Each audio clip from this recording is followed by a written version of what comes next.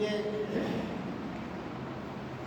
सीधे बैठें और गायत्री मंत्र का सस्वर सामूहिक उच्चारण करें। ओम भूर्भुवस्सुः तत्सवितुर्वरेण्यं भर्गो देवस्य धीमहि धियो यो नः प्रचोदयात्। ओम नमो भगवते वासुदेवाय। एक बार पुनः सभी का अभिवादन। जैसा आप सब जानते हैं, हम ज्ञान कर्म संन्यास योग नामक चौथे अध्याय का विवरण ले रहे हैं। संभवतः आज हम इसकी पूर्णता करेंगे। आज हम 39वें श्लोक के आगे का विवेचन लेने जा रहे हैं और इस अध्याय में कुल 42 श्लोक हैं। 39वें श्लोक में भगवान कहते हैं, हे अर्जुन, जितेंद्रिय तत्पर हुआ श्रद्धावान पुरुष ज्ञान को प्राप्त होता है और ज्ञान को प्राप्त होकर तत्क्षण भगवत प्राप्ति रूप परम शांति को प्राप्त हो जाता है। देखिए, सामान्यतः हम ये सोचते हैं कि जितेंद्रिय कौन होगा। पहले हमको ये समझना होगा जितेंद्रिय कौन होगा। तो जो हमारे हमेशा जो हमारा विचार रहता है, हम ये सोचते हैं कि इंद्रियों को लड़कर उन्हें जो हटा दे वो जितेंद्रिय हो गया। इंद्रियों से लड़े और उनको हटा दे, उनसे उनकी सेवाओं को दबा दे, दमन कर दे। मगर ये बात भगवान कृष्ण कहते हैं इस श्लोक में कि ये बात सर्वदा गलत भ्रम है। फिर इंद्रियों से लड़ना नहीं चाहिए। इंद्रियों से लड़ना नहीं चाहिए, इंद्रियों को जानना है। जानना है इंद्रियों को, साक्षात्कार से ही इंद्रियां जीती जा सकती। ये सूत्र अपन आगे विवेचन में करेंगे तो बहुत स्पष्ट हो जाए। मतलब इंद्रियों से लड़ना नहीं है, इंद्रियों को जानना है और इंद्रियों से साक्षात्कार यदि आपका हो जाए तभी आप जो लड़ेगा, इंद्रियों से जो लड़ेगा वो निश्चित हारेगा। वह दमन कर सकता है, दमन कर सकता है। इंद्रियों से लड़के क्या कर सकता है? दमन कर सकता है, दबा सकता है। जैसा बहुधा हमारा अनुभव है। और कुछ काल के बाद क्या हुआ, आप किसी को कितना दबाओगे, दबाते रहो मगर एक समय किसी समय ऐसा विस्फोटित रूप से वो पूरा उभर के आएगा कि आप बहुत परेशानी में आगे पड़ जाएगा। जिससे कुछ काल के बाद वो और ज़्यादा शक्ति से, बहुत असीमित शक्ति से वो प्रकट हो जाएगी, बुराई जो आपको दबा के रखी। और ये हमें जीवन में बहुत से उदाहरण आपको याद भी आ जाएंगे अगर आप ध्यान करेंगे। जिन्होंने इंद्रियों को दबा के साधुवादिता दिखाई है, कभी कभी वो विस्फोटक रूप में आगे उनका जो साधुपन है ना, वो पूरा का पूरा सर्वनाश हो गया। तो सूत्र क्या बनता है कि ज्ञान से ही विजय संभव है और ज्ञान ही शक्ति है। देखिए, हम और आप सब जानते हैं, बहुत पुरानी बात अगर समझें तो पहले जब बादल में बिजली चमकती थी तो हम सब पूरा पुरानी डर जाते थे और सोचता था कि बड़ा कोई दैवीय प्रकोप हो रहा है। और धीरे धीरे जैसे ही मनुष्य का ज्ञान बढ़ा, विज्ञान बढ़ा, तो उस बिजली को हमने सृष्टि पर अपने पास संचालित किया और उसका भरपूर उपयोग किया, जो आपके समक्ष हर जगह बिजली का उपयोग करने की बात पैदा हुई। इसका मतलब क्या हुआ कि जो भी शक्तियां हमें विकार के रूप में लगती हैं, वो कहीं ना कहीं ऊर्जा और शक्ति तो है ही, बशर्ते कि हम उसका रूपांतरण ऐसा कर लें कि वो लाभकारी जो हमें हो जाए। जो उनसे नुकसान होता है उस नुकसान को बचा के हम ऊर्जा का रूपांतरण करने में सक्षम होते हैं। जैसे बिजली पहले खाली नुकसानदायक ही मानी जाती है, कहीं गिर जाए, मगर हमने उसको समझा। तो पहली बात तो ये समझें कि बिजली के उपयोग करने के पहले हमने जो बिजली थी उसको अच्छी तरह से समझा, जाना, रुक के उसके अध्ययन किया, तब वो उपयोगी हुई। उसी प्रकार जितने भी हमारे विकार हैं यदि हम थोड़ा रुक के, थोड़ा समझ के, थोड़ा ध्यान से उसके बारे में उनकी शक्तियों को जानने का प्रयास करेंगे तो लाभकारी हो जाएगा। देखिए, तो कहना वो ये चाहते हैं, जैसे हमारी जो एक ऊर्जा जो हमारे अंदर बहुत ज़्यादा है, सभी लोग उसका जानते हैं, क्रोध। क्रोध निश्चित रूप से एक ऊर्जा तो है। अब उस क्रोध को हम सभी हमेशा करते आए हैं और करते रहेंगे, रोज करते हैं। मगर हम अगर ये कहें कि जो रोज हम और आप सब प्राणी कर रहे हैं उसको क्या आप जानते हैं, तो आप इस प्रश्न से ही घबरा जाएंगे कि जानने का मतलब क्या है। देखिए, आपने जैसे कोई काम शक्ति से आप थोड़े से प्रभावित हुए, तो काम को क्या आप जान पाए कभी? क्यों नहीं जान पाए आप? इसलिए नहीं जान पाए कि जैसे ही क्रोध उपजा, आपने उसका प्रयोग शुरू कर दिया, आपने रुक के उसके बारे में सोचा कहाँ। जिस चीज की आपको जानकारी चाहिए, देखिए आपको कोई मित्र भी मिला, आपका कोई आपसी पड़ोसी भी आए, तो उसके बारे में आप पूरा कब जान पाओगे? जब उसके साथ थोड़ा रहो, रुको, थोड़ा उसकी जानकारी उसके बारे में प्राप्त करो, तभी तो आप उसके बारे में जान पाएंगे कि वास्तव में वो क्या है। बिना रुके, बिना जाने, बिना समझे आप नहीं जान सकते उस चीज़ में तो उसमें क्या वास्तविकता क्या है उसमें।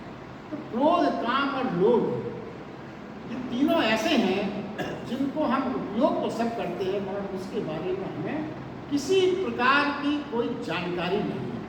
हम करते हैं और उसका परिणाम की जानकारी हमें होती है, बीच में वो है क्या इसकी जानकारी नहीं होती। और देखिए, वो ये कहते हैं, भगवान कृष्ण ये है कि यदि हम थोड़ा सा अभ्यास करें, क्या अभ्यास करें कि जैसे ही क्रोध आए तो क्रोध को प्रदर्शित न करें, क्रोध को काम किसी कार्य में परिणत न करें, रुकें, थोड़ा रुक के उसके बारे में सोचें कि ये जो अभी अभी क्रोध आया है, ये इसका क्या परिणाम होने वाला है और ये कैसे आया, क्या हुआ, कैसे इसका अगर हमने उपयोग कर लिया तो क्या क्या घटित हो सकता है। थोड़ा रुकें, काम के चिंतन में अगर आप हैं तो थोड़ा रुकें, समझें कि ये काम जो आया है, भावना जो पैदा हुई है, तो तभी तो आप जान पाएंगे कि उसका परिणाम क्या होगा, सुखद होगा कि दुखद होगा कि परेशानी लाएगा। लोभ यदि आपके अंदर पैदा हुआ तो लोभ को तत्काल कार्यान्वित न करें, थोड़ा रुकें, थोड़ा चिंतन करें, ये जो लोभ के भाव हमारे अंदर पैदा हुए हैं, ये वास्तव में क्या होने वाला है इससे भविष्य। तो ये कहते हैं कि थोड़ा रुकें, साक्षी भाव से देखें उसको, ध्यान करें, थोड़ा चिंतन करें, थोड़ा रुककर देखेंगे यदि आप, तो एक बहुत बहुत विचित्र स्थिति आपने जीवन की हो जाएगी। हम सब क्या, जैसे ही क्रोध को आपने ध्यान से देखा, ध्यान लगाया, समझा, उसकी वास्तविकता को जाना, आपकी क्रोध की ऊर्जा क्षमा में बदल गई। जैसे ही आपने अपने काम की शक्ति पर ध्यान लगाकर उसका चिंतन किया, ये मैं क्या करने जा रहा हूं, आपने सोचा, विचारा, तो वो काम की शक्ति आपकी ब्रह्मचर्य बन जाए। लोभ की शक्ति का यदि आपने ध्यान लगाकर वास्तविक चिंतन किया तो वो लोभ आपका दान के रूप में बदल जाता है। यही भगवान कहना चाहते हैं, यही जितेंद्रिय का पहला रूप है कि आप ध्यान से पहले इन बुराइयों को आप चाहें तो थोड़ा ध्यान में जाकर इनका रूपांतरण अपने लाभ के लिए भी कर सकते हैं। ऊर्जा कोई बुरी नहीं होती, ऊर्जा किसी प्रकार से बुरी नहीं होती, बशर्ते कि हम उसका सही उपयोग करना सीखें। बिजली भी सही है, मगर आप बिजली का मिसयूज करेंगे, धन के तार को छू लेंगे, परेशानी हो जाएगी। तो जिसने इंद्रियों की प्रयोगशाला में उतरकर साक्षी अनुभव किया वो विजेता हो गया। साक्षी भाव से उतरकर जिसने प्रयोगशाला में इसका अध्ययन किया, ऐसा जितेंद्रिय पुरुष उपलब्ध होता है शांति। क्योंकि जब आपने काम, क्रोध और लोभ को जीत लिया एक तरह से, तो फिर आपके चित्त में अशांति के कारण तो ये तीनों बातें हैं, क्रोध, लोभ, मोह, काम, इनको यदि आपने परिवर्तित कर दिया इस ऊर्जा को, तो फिर निश्चित रूप से आपके जीवन में शांति ही होने वाली है। अशांति के कारण ही आपने मिटा दिया, तो निश्चित रूप से शांति होगी। और अब भगवान कृष्ण इसके आगे और एक चीज जोड़े थी, श्रद्धावान। ये शब्द गीता में भगवान कृष्ण ने जितने अच्छे से समझाया है, आपको आश्चर्य होगा। श्रद्धावान का हम ज़्यादातर मतलब क्या समझते हैं? श्रद्धावान, पहले तो ये समझ लें कि श्रद्धावान को समझना बहुत कठिन बात है। कैसे कठिन है? हम अगर इसका डिक्शनरी में या जो हमारे मन में अनुवाद रहता है वो ये रहता है कि श्रद्धावान क्या है? विश्वास, बिलीव। पूर्णतः ये बात बिल्कुल अनुवाद जो है श्रद्धावान के लिए बिल्कुल ही गलत है। यही गीता की विशेषता है। जो वर्षों से हम एक अपने मन में प्रिस्क्रिप्शन बनाए हुए हैं वो सिद्ध होता है कि वो गलत है। क्यों गलत है? गलत ही नहीं वो कहते हैं, वो कहते हैं भ्रामक है और खतरनाक भी है। कैसे? देखिए, श्रद्धा, विश्वास श्रद्धा के विपरीत है। कैसे है? विश्वास प्राणी करता है किसी चीज पर, तो आप अगर बिल्कुल बुद्धि से सोचें तो कहीं ना कहीं अविश्वास के कुछ कण, संदेह के कुछ कण साथ में होते हैं। अगर आप किसी चीज पर विश्वास करते हैं, कहीं ना कहीं सूक्ष्म में अविश्वास के कुछ भाव आपके अंदर बने हैं, संदेह के कुछ भाव बने हैं। मगर चूंकि आप बहुत ज़्यादा संदेह से जीवन नहीं काट सकते, इसलिए आप सोचते हैं चलो हटाओ, मान लिया, कौन झंझट में पड़ा, इसलिए आप विश्वास कर रहे हैं, ऐसा कह देते हैं। देखिए, अगर आप मात्र ये विश्वास करते हो कि ईश्वर है, आत्मा है, विश्वास करते हैं, गहरे में ईमानदारी से अपने अंतस में पूछें तो संदेह हमेशा रहेगा कि पता नहीं क्या सच है, क्या मालूम कह दिया हमने। अगर विश्वास ईश्वर है, आत्मा है, सब लोग कहते हैं हमने मान लिया, मगर असलियत क्या मालूम क्या है, तो क्या है? विश्वास के पीछे हमेशा संदेह बना रहता है। मां श्रद्धावान का अर्थ है संदेहहीन, संशयहीन, यानी अब संदेह बदल गया जिज्ञासा में। जिज्ञासावान ही श्रद्धावान हो सकता, किसी प्रकार का कोई संदेह। श्रद्धावान का अर्थ है ऐसा व्यक्ति जिसके अंदर कोई अहंकार ना हो। देखिए, अहंकार शब्द यहाँ क्यों जोड़ा गया? ज्ञान दम भी होता है। अहंकार जब होगा तभी तो हम ये कहेंगे कि अरे ठीक है, मान लिया, मगर हमारी बुद्धि तो नहीं मान रही।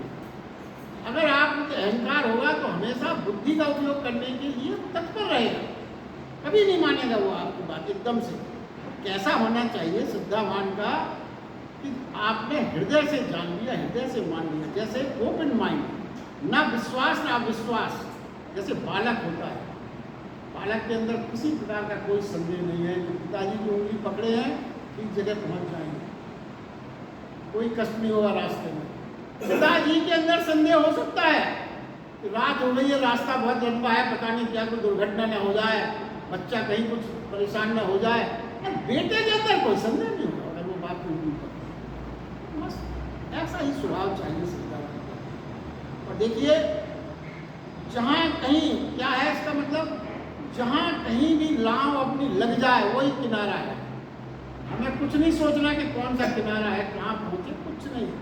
जहाँ लग जाए वहीं प्रभु की कृपा से, जहाँ अपनी नाव लग जाए वही किनारा है। ऐसा निरंकारी, विनम्र, आग्रह शून्य, असंशय वाला ही मुक्त है और वही श्रद्धावान। देखिए, कृष्ण भगवान ने इसीलिए जितेंद्रिय होने के साथ श्रद्धावान होना आवश्यक है। तो क्यों कहा? इसलिए कहा, अनर्था अगर आप अहंकार को उपलब्ध हो गए तो अकड़ आ जाएगी आपको। क्या? आप ये कहोगे मैंने क्रोध को जीत लिया, मैंने काम को जीत लिया, मैंने लोभ को जीत लिया। यदि आपके अहंकार से मुक्ति नहीं हुई तो ये आपके अंदर अकड़ आ जाएगी, मैंने ये किया, मैंने ये किया। जैसे आपको सबको, तो देखिए क्या है, आपको ये कहानी भी पता है सबको, नारद मुनि को क्या हो गया था, इतने बड़े मुनि, उन्हें अहंकार हो गया था, इसलिए भगवान विष्णु ने उनके अहंकार को तोड़ने की कथा आपको सबको मानी। तो अहंकार होते ही सारा ज्ञान नष्ट हो जाता है। और अंत में भगवान कृष्ण ने यही कहा है कि अगर अहंकार पर विजय नहीं पाई, आप अहंकार की अगर विजय हो गई तो फिर वो आपकी आत्मा की हार है।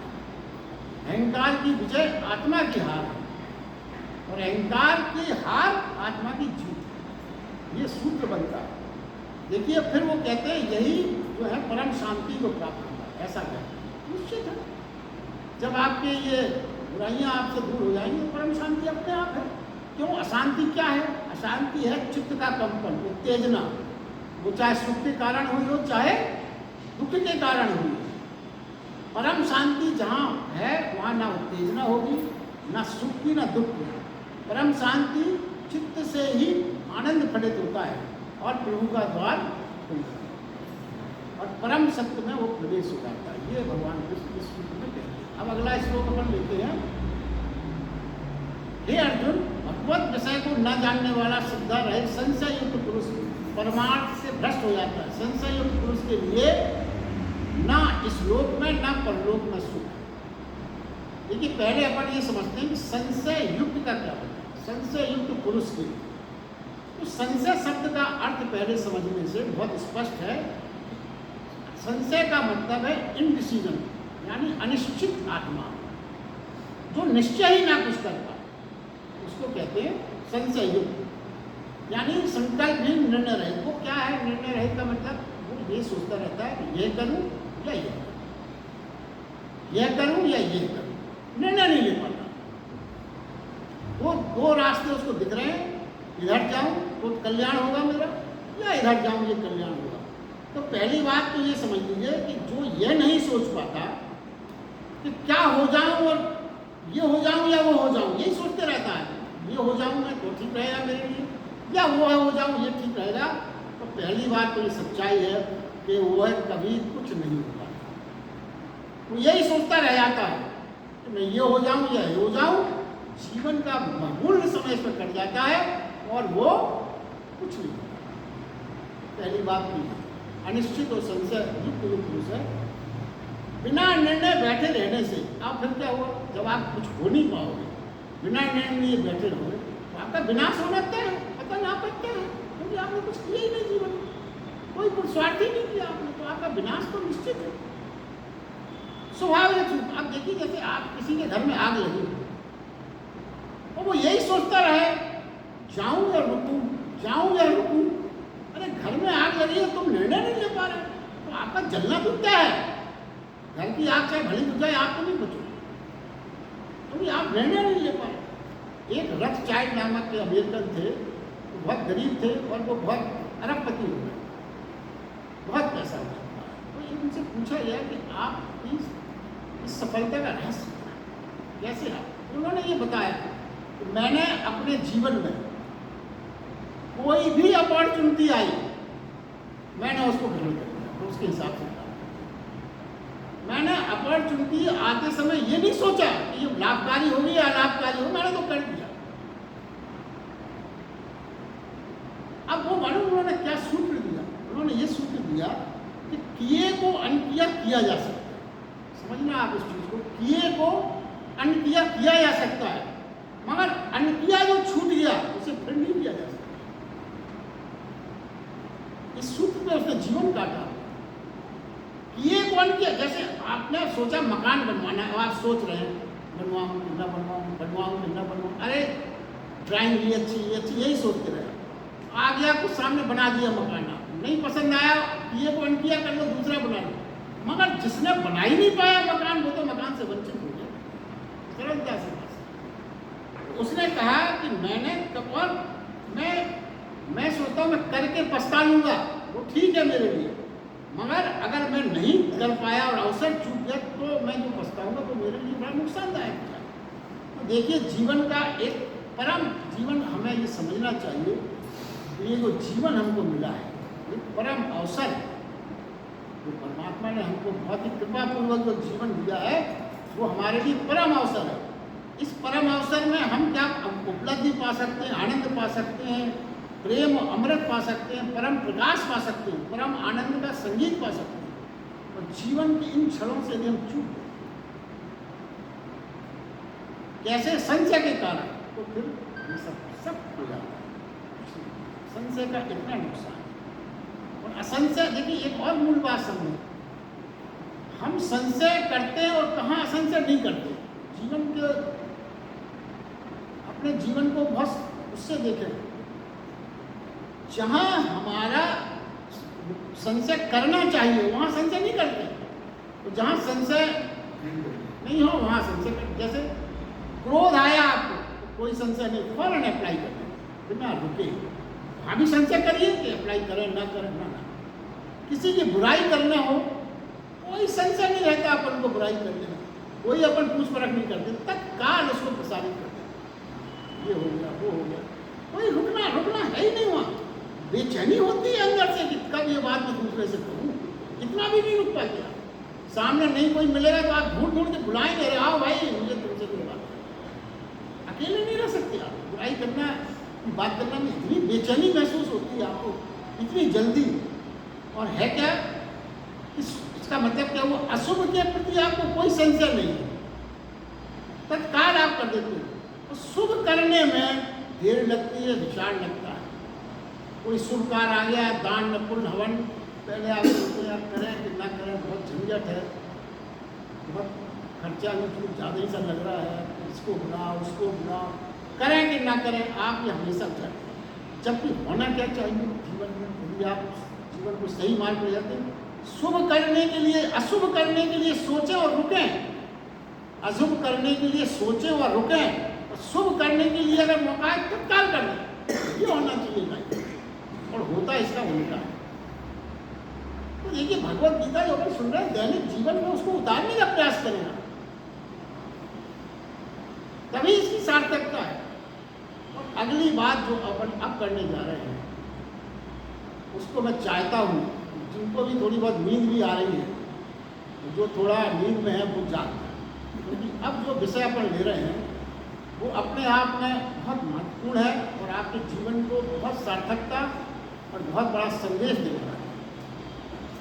क्योंकि बात अब होने जा रही है प्रेम के विषय। प्रेम की बात जो है वो सबके जीवन में आप चाहते हैं प्रेम बना रहे। तो देखिए भगवद गीता में भगवान कृष्ण क्या कहते हैं कि प्रेम की अगर हम कैटेगराइज करें तो प्रेम को 3 वर्गीकरण किए जा सकते हैं। पहला वर्गीकरण है हमारा, प्रेम होता है हमें वस्तुओं से, पहला। और आप ये सच माने 99% हमारा प्रेम वस्तुओं से ही जुड़ा है। उसके बाद जो प्रेम हमारा होता है वो होता है व्यक्तियों से। और तीसरा जो प्रेम गीता में बताया गया वो है भगवत प्रेम। तो पहले आप वस्तुओं के प्रेम के बारे में हम चर्चा करें। वस्तुएं देखिए, वस्तुओं से 3 प्रकार के स्टेजेस हैं। वस्तु से आपको, ऐसे पंखे से आपको प्रेम हो गया, जब हवा चाहिए, कितनी सुविधा है, बटन दबाया पंखा में चला, मन नहीं है बंद कर, एसी चलाया बंद कर। एसी कभी ये नहीं कहता कि ठंड में बंद रहे, थोड़ा चलाया, थोड़ा चलने दो भाई, मैं भी बहुत ज़्यादा आनंद लूँ। आपने चलाया बंद कर। ये वस्तुओं की, किसको आप वस्तु कहते हैं ये बताया जा रहा है। पहली स्टेज तो ये आपके कंट्रोल में है, आपके कंट्रोल में है, वो आपके कंट्रोल से ही बात करेगा, चलेगा, वो वस्तु है। देखिए, और दूसरा क्या है इसमें, जैसे आपने एक कोई नई कार खरीदी, बिल्कुल ब्रांड न्यू, आप उसको घर में लाए, बड़ा प्रेम आपको उससे हो, तो जरा से उसमें कुछ खरोंच भी करने के लिए आप रखिएगा तो आप लड़ जाएंगे उससे। आप उसमें बढ़िया पर्दे लगाएंगे, बढ़िया उसमें अंदर कुछ और जो डेकोरेटिव सामान आजकल बहुत आ रहे हैं, पूरा सजाएंगे आप। 1 हफ्ते तक आप उसको बड़ा प्रेम आपको देंगे। और मान लीजिए 8वें दिन कंपनी से आपको ये मैसेज आता है कि फला जो गाड़ी मॉडल ये जो था उसमें कोई इंटरनल डिफेक्ट है, उसको हम वापस ले रहे हैं, उसका यूज़ करना हो सकता है कुछ गड़बड़ खाता हो जाए, क्या होगा, आपका प्रेम, क्यों, वो जो प्रोडक्ट है उसमें डिफेक्ट हो गया।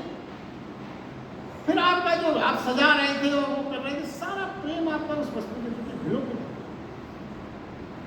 इसका मतलब क्या हुआ, देखिए मैं आपको ये बताना चाहता हूँ कि हमारा प्रेम कहीं वस्तुओं की तरह तो नहीं है। एक तरह ये वस्तु है, तीसरा वस्तुओं से क्या होता है, आप किसी मकान को, किसी दुकान को, या किसी की जड़ पदार्थ को, कार को, या किसी भी चीज़ को आप प्रेम करते हैं, उससे रिवर्स में आपको कभी प्रेम नहीं करता। आप एक मकान में रह रहे हैं, आप दूसरे को बेच के चले आइए, वो मकान कभी कहेगा क्या, साहब वो बहुत सज्जन आदमी थे, कहाँ है वो, कौन आ गए। कार आप दूसरे को चाबी दे दीजिए, चली जाएगी कार कभी नहीं पूछेगी, अरे भाई वो तो 3 साल से हमको चला रहे थे सज्जन, वो तो बहुत भले आदमी थे, बड़ा पहुँचा लगाते थे, आप कौन आ गए, कोई मतलब नहीं। ये है वस्तुओं के। और व्यक्तियों के प्रेम तो संवेदनात्मक होती है, और उधर से भी हमें प्रेम मिलता है। यदि हम किसी की विरह में हैं, उसको याद कर रहे हैं, तो वो भी हमारे विरह में रिवर्स प्रेम देगा, वस्तुओं की तरह नहीं। अगर तो इसका मतलब क्या होगा, वो बताना ये चाहते हैं कि हमारा जो प्रेम है, आप सचेत होकर समझें। घर परिवार, बच्चों, माँ बाप, पति पत्नी, कहीं इस प्रयास में तो नहीं है कि हम इस व्यक्ति को वस्तु के रूप में परिणत कर दें। और ये मान के चलिए, यदि हम इतने क्रूअल हैं कि जैसा हम बटन दबाएं चलो, नहीं तो ना चलो, किसी अपने परिवारजन से तो आप ऐसा बिहेव नहीं कर रहे हैं। मैं जब कहूँ बैठ, मैं जब कहूँ उठ, तेरी कोई फीलिंग नहीं आना चाहिए, तेरे अंदर कोई संवेदना नहीं आना चाहिए। ऐसा अगर है तो सचेत। दूसरा ऐसा कार का उदाहरण दिया गया था कि मैसेज आ गया, इसमें डिफेक्ट है, आपने उसको तत्काल बाहर किया। अरे तो आप कहीं घर में ऐसा तो नहीं कर रहे हैं, आपके पिताजी, आपकी मदर या आपका कोई पति, कोई अगर मान लीजिए अपंग हो गया, निस्सहाय हो गया, बिना काम के रह गया, तो क्या आप क्या कर रहे हैं? कहीं ऐसे भाव तो नहीं आ रहे कि ये भगवान इससे कब मुक्ति दे, आप उठा के उसको अस्पताल में भर्ती कर देते हैं, कोई देख रेख नहीं, वृद्धाश्रम में डाल आते हैं। ये क्या हुआ? ये वस्तुओं को आप व्यक्ति को वस्तु तो नहीं बना रहे। और दूसरा, जब आप उससे प्रेम कर रहे हैं तो ये देखें तो उसकी संवेदनाएं भी आपसे जुड़ी हैं कि नहीं जुड़ी हैं। यदि आप इतनी क्रूअल्टी करेंगे तो संवेदनाएं की उम्मीद कैसे करते हैं? आपको तो वस्तु हो गया। ये आप अपने जीवन में घर परिवार हर जगह हमको सचेत होकर करना है कि हम इतना दुस्साहस या इतनी मूर्खता नहीं कर रहे हैं कि अपने आपसी संबंधों को, जिनसे हम प्रेम करना है, उससे कहीं हम उसको वस्तु तो नहीं बना रहे। अपने अनुशासन में, अपनी क्रूरता में, अपने अहंकार में, अपनी ईगो में, हर चीज मेरे हिसाब से ही चाहिए, ये तो नहीं हो रहा है। यदि आपने ऐसा किया तो आप प्रेम प्रेम प्रेम प्रेम का बाजा बजाते रहिए, आपके प्रेम से, जीवन से प्रेम शून्य है।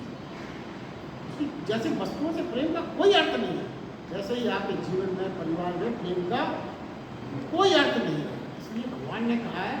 और फिर देखिए इसके आगे और है कि देखिए क्या है, जो स्वतंत्रता ना दे उसके प्रेम फिर जंजीर के रूप में हो जाएंगे, वो प्रेम नहीं रहेगा, वो तो जंजीरों से बंधा हुआ व्यक्ति है, आपके लिए जैसा प्रेरक कर रहा है उसके अंदर कोई प्रेम नहीं। तो यहाँ यदि व्यक्ति ना रहा, वस्तु हो गया, तो फिर व्यक्ति का सम्मान न रहा, उसकी स्वतंत्रता का सम्मान न रहा। इसलिए अगर आप अपने परिवारजनों की स्वतंत्रता का सम्मान नहीं करते, उसकी संवेदनाओं का सम्मान नहीं करते, इसका मतलब आप उससे प्रेम नहीं करते। हम जैसे प्रेम करते हैं, क्या करते हैं, हम उस पर अपनी मिल्कियत जमाना चाहते हैं। मिल्कियत प्रेम अगर आप मिल्कियत बना के किसी से करोगे तो फर्नीचर हो गया, बैठे हैं नहीं बैठे, इधर रख दो उधर रख दो, उस कमरे में तो बोल ही नहीं पाता फर्नीचर। तो आप कहीं अपने स्वजनों को फर्नीचर के रूप में तो नहीं मान रहे। कुर्सी उपयोगी है, एक टांग टूट गई मान लो, उसकी कुर्सी भी आपने उठा के उसको फेंक दिया या कबाड़ी में दे दिया, हटा दिया उसको। ये संवेदनाएं हमको जोड़ देगा। तो क्या है? तीसरा प्रेम है भगवत प्रेम। भगवत प्रेम का मतलब है अस्तित्व से प्रेम। अस्तित्व, जब कोई किसी व्यक्ति को प्रेम करेंगे आप तभी जान पाएंगे उसको, और जब आप किसी से प्रेम करेंगे किसी व्यक्ति से तभी तो उसको पहचान पाएंगे। और जब आप अस्तित्व से प्रेम करेंगे तो आप परमात्मा को जान सकते। अस्तित्व से प्रेम करना ही परमात्मा को जानना है। मगर एक बात सावधानी रखें, प्रेम एकदम से भगवत प्रेम से आप नहीं जुड़ सकते। प्रेम पहले आपको वस्तुओं से ही करना पड़ेगा, फिर व्यक्ति से करना पड़ेगा, फिर आप भगवत प्रेम कर सकते। एक संत के पास एक सज्जन पहुंचे, बोले मैंने सर आप मुझे भगवान से प्रेम का मंत्र दीजिए, भगवान से मैं प्रेम करूं, मैंने सबसे प्रेम सब त्याग दिया। संत ने उनसे एक सवाल किया, ये बताओ क्या तुमने जीवन में किसी को कभी प्रेम किया? बोले नहीं, मैंने प्रेम करना बिल्कुल बरसों हो गए मुझे, मैंने किसी से कोई प्रेम नहीं। मैं तो फिर से भगवत प्रेम ही चाहता हूँ। तो उन्होंने कहा यदि तुमने प्रेम किया ही नहीं तो प्रेम की ऊर्जा तुम्हारे अंदर है नहीं, तुम भगवान से भी प्रेम नहीं कर पाओगे। क्योंकि प्रेम यदि आपके अंदर है ऊर्जा के रूप में तो उसका रूपांतरण किया जा सकता है, मगर यदि प्रेम से आप शून्य हो गए भगवत से भी आप प्रेम कर सकते। ये एक तरह का, तो भगवत प्रेम का अर्थ क्या है? सारा जगत एक व्यक्तित्व है, सारे जगत एक व्यक्तित्व है, सारा जगत ही भगवान है। यही भगवत प्रेम का प्रथम सूत्र है जिसने प्रारंभ किया। देखिए, और अपने ऋषि मुनियों ने ये सारा जगत और सारा ब्रह्म और सारी चीज हमको ब्रह्म मानने में इसके लिए क्या शुरू किया? बड़ी अपन कभी कभी माहौल बढ़ा देते हैं। उन्होंने क्या, देखिए, सूर्य को नमस्कार करो, नदी को नमस्कार करो, पेड़ों को नमस्कार अर्चना करो, पशुओं से प्रेम करो, इवन मेघ को दूत मानो, वायु को दूत मानो। इतनी संवेदना भरी है हमारे सनातन धर्म में। पक्षियों से संदेश भेजे जाते हैं, मतलब हमारी अपनी संवेदनाओं को हमने पक्षी से भी जोड़ा, अपनी संवेदनाओं को हमने नदी से भी जोड़ा, हमने अपनी संवेदनाओं को मेघ से भी जोड़ा। ऐसा है। और जो व्यक्ति इतनी संवेदनशील होगा वही हर चीज में परमात्मा के दर्शन कर सकता। संशय मुक्त भगवत प्रेम से भरा हुआ व्यक्ति ही इस लोक में आनंदित रहता है और परलोक में भी आनंदित रहता है। संशय से भरा जो व्यक्ति है, संशय से भरा प्राणी भगवत प्रेम से रिक्त हो रहेगा। जो संशय से भरा है वो इस लोक में भी दुख पाता है और परलोक में भी दुख पाता है। और एक बात और जो समझ लें, दुख जो है वो हमारा खुद का अर्जित किया हुआ है। दुख हमारा अर्जन है। दुख पाना नियत नहीं है, भाग्य नहीं है, हमारी भूल है। हम ही उसके लिए जिम्मेवार, कोई जिम्मेवार नहीं। हम कहते थे हमारा भाग्य है, हमारी नियत, ना ना ना, आपकी ही भूल है। कुछ ना कुछ जो भूल आपने की है जीवन को, व्यक्ति को पहचानने में, चीज़ों को पहचानने में, बिहेवियर में, अपने आचरण में, अपनी वाणी में, जो कुछ ना कुछ आपने भूल की है, उसी भूल के कारण आप दुखी हैं। दुख आपका खुद का अर्जन है। अगर आपने संशय का पत्थरीला पहाड़ खड़ा कर दिया तो जो भगवान के जल की वर्षा होगी उसमें कहाँ ठहरने वाली है? पथरीले पहाड़ों पर कभी वर्षा ठहरी है? प्रभु का प्रसाद तो प्रतिपल बरस रहा है, प्रतिपल। उसके प्रसाद की उपलब्धता ही आनंद है और उस प्रसाद से वंचित हो जाना ही संताप है। ये हमें जीवन में भली भांति समझ लेनी चाहिए। अब अंतिम दो श्लोक हैं, वो ये कहते हैं, अंतिम दो श्लोकों में 41वां और 42वां, इसके बाद उल्टा हो जाएगी। देखिए, वो कहते हैं संशय रहित हो गया जो कर्म, जिसने प्रभु को बेशर्त दान कर दिए अपने समस्त कर्म, और जो स्वयं जो शून्य हुए, बिना स्वयं भगवत प्रेम से जो भर गए, ऐसे प्राणी फिर कर्म से नहीं बनते। इसका क्या तात्पर्य हुआ? कृष्ण भगवान ने जो ये कह रहे हैं कि ऐसे प्राणी कर्म करते हुए भी कर्म से नहीं बनते, जो संशय ही है, जो भगवत प्रेम में डूबे हैं। तो वास्तव में ये आप ये समझें, हम और आप, कृष्ण भगवान अर्जुन को अनेक मार्गों से बता के यही तो बताना चाहते हैं कि कर्म करते हुए भी कर्म बंधन नहीं बनता। यही तरीके बता रहे हैं। वो चाहते हैं कि अर्जुन कम कर्म करे और बंधन में बंधा हुआ भी न रहे, बंधन में बंधा हुआ महसूस न करे। ऐसा कब संभव है? जब हम अपने सारे कर्मों का बोझ उतार कर प्रभु को सौंपते हैं। सारे कर्मों का बोझ तू ही जान ले, कोई किसी प्रकार का कोई बोझ ना रखें अपन, क्योंकि अपन ने बोझ तभी रखेंगे जब हमारा किया होगा। हमारा किया हुआ ही नहीं, तो हमको क्या लेना है? तो देखिए, प्रभु के द्वार अहंकार के लिए, अहंकारी के लिए कभी नहीं। ये सूत्र जीवन में हमें समझना होगा। बलात् यदि आपने वो द्वार खोल भी लिया, तोड़ भी दिया उनका द्वार अपने अहंकार और बल से, मगर वो अर्थहीन होगा, क्योंकि प्रेम आपको नहीं मिलेगा। प्रेम नहीं मिलेगा यदि आपने जबरदस्ती प्रेम करने की कोशिश भी की, दरवाजा भी तोड़ दिया। यही बात अभी पीछे अपन ने चर्चा की है।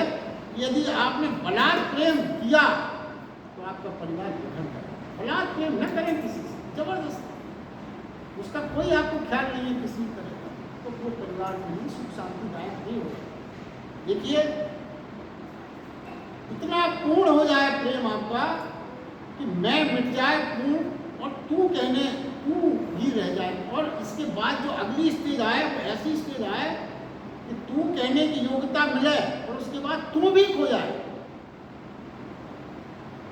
प्रभु के साथ मिलकर इतना स्वस्थ और इतना शुद्ध और स्वतंत्र हो जाना कि प्राणी को फिर बंधन नहीं मान पाते। देखिए, अपने शास्त्रों में जो ये लिखा है कि जो आपकी समाधि की उपलब्धता है उसमें आपको अपने गुरु का भी साथ छोड़ना। एक स्टेज लाइफ में आती सारे बंधनों से मुक्त, तभी आप समाधिस्थ हो सकते हैं। देखिए, नाव से यदि आपको किसी नाव ने नदी पार लगाया, पार हो गए, उसके बाद आपको नाव को भुलाना पड़ेगा, आगे की यात्रा करना पड़ेगा। यदि आपने ये कहा कि नाव की बड़ी कृतज्ञता है, मुझे पार किया, तो क्या आप नाव को सिर में रख के जाएंगे? यदि आप इतना जुड़ गए तो आपको, देखिए वो क्या है, कहने का मतलब उनका यह है, यानी निष्पक्षता तटस्थता दोनों के पार, द्वैत के पार हमारी बुद्धि हमेशा डोलती रहती है, इधर इधर, कभी स्थिर बुद्धि नहीं। ज्ञान वो आगे जो भगवान कृष्ण ने बहुत बड़ी बात कही है वो ये है कि ज्ञान सच में एक सूक्ष्म तलवार है। भगवान कृष्ण ने कहा, इस ज्ञान की तलवार से तू अपनी इस डोलती हुई बुद्धि को और संशय को काट डाल। श्लोक में अर्थ पढ़ने पढ़ा नहीं था, ये आया है कि ज्ञान की तलवार से अपनी संशय युक्त बुद्धि को नष्ट कर दे, काट डाल। तो ज्ञान सच में इतनी सूक्ष्म तलवार है। इसका मतलब कोई तलवार से नहीं है कि आप कटार और तलवार ढूंढने लगे, सूक्ष्म तलवार है, इतनी सूक्ष्म कि कोई तलवार भी इतनी कटिंग नहीं कर सकती जितनी ज्ञान की तलवार अगर आप मस्तिष्क में ले आए, बहुत अच्छी कटिंग करती है, तलवार भी इतनी कटिंग नहीं करती।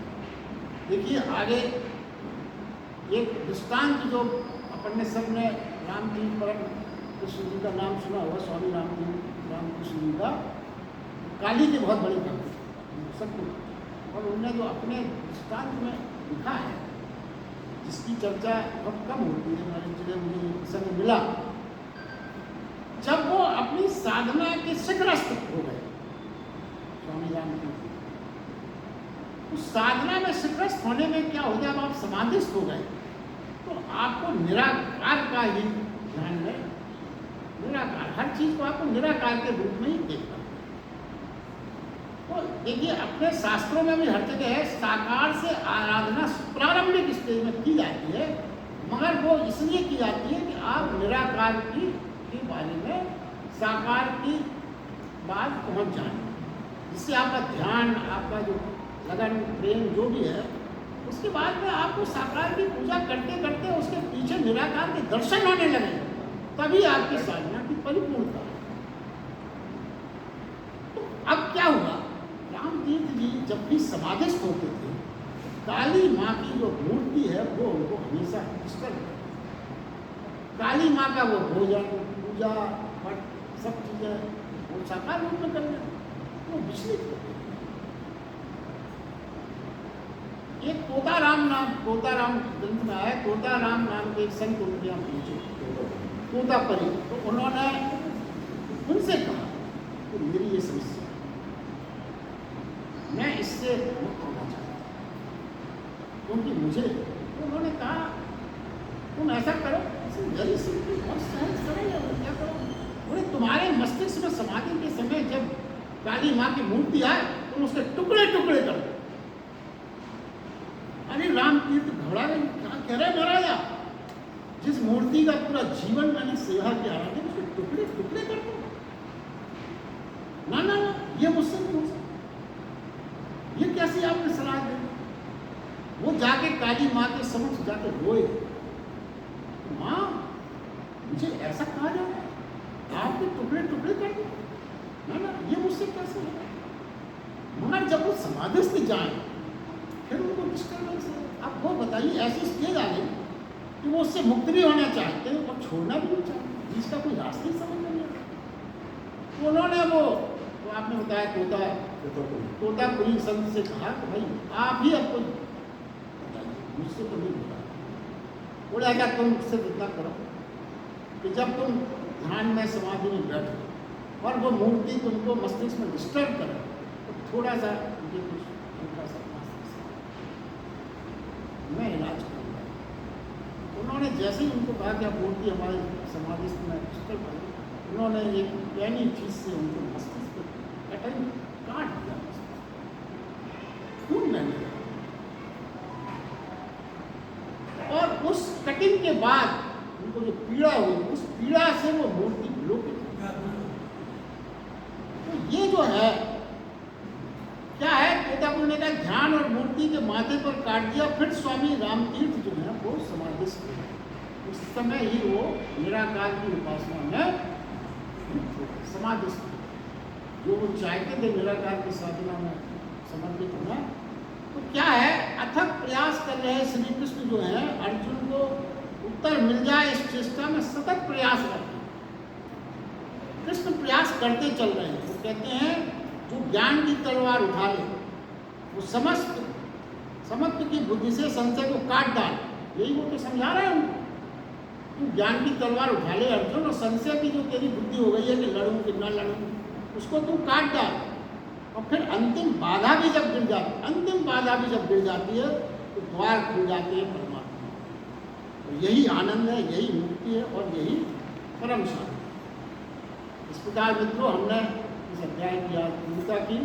सिर्फ एक बात और जो कहने की रह गई है वो ये है कि हमको ये समझना है इस अध्याय का नाम ज्ञान कर्म संन्यास योग। इसमें क्या रहस्य छिपा हुआ है? देखिए, ज्ञान एक तरफ है, संन्यास एक तरफ है और बीच में है कर्म। इस अध्याय में ये पूछे कि देखिए उनका तात्पर्य इस अध्याय का ये है, यदि ज्ञान से कर्म हो, ज्ञान से कर्म हो तो संन्यास फलित हो। इसका जो नाम रखा गया ज्ञान से यदि आपने कर्म किए तो उसका फल क्या होगा? संन्यास। तो ज्ञान कर्म संन्यास। ज्ञान पूर्ण हो, कर्म हो। ज्ञान यदि आपको पूर्ण है, फिर आप जो कर्म करोगे तो वो आपके कर्म भी अकर्म बन जाएंगे। अकर्म का मतलब बंधन फिर नहीं रहेगा उसका, अकर्म बनने का मतलब। तो ज्ञान जब तक कर्म बने तो ही संन्यास, और ज्ञान यदि कर्म ना बने, पलायन बन गए, तो पलायन ही तो कर रहा था अर्जुन। तो ज्ञान यदि कर्म ना बन के पलायन बन गए तो फिर संन्यास नहीं। मूल संदेश ये है उनका, भगवान कृष्ण का इस गीता में और इस अध्याय में अपलायन का है, जीवन से अपलायन का है। वो क्या कहते हैं? जीवन से भागो मत, पीठ मत करो, जीवन की कठिनाइयों का मुकाबला करो, अस्तित्व का सामना करो। और अज्ञानी जब करते हैं, अज्ञानी भी सामना तो करते हैं मगर वो लिप्त हो जाते हैं। ज्ञानी भी सामना करता है मगर वो लिप्त हो जाता है। लिप्त होने से क्या होगा? भोगी हो जाता है। और ज्ञानी भी सामना करते हैं मगर वो लिप्त नहीं होते तो वो योगी हो जाते हैं। इतनी फर्क। और वो संन्यास को उपलब्ध। आज के लिए बस इतना ही। आज हमने चौथे अध्याय की पूर्णता की।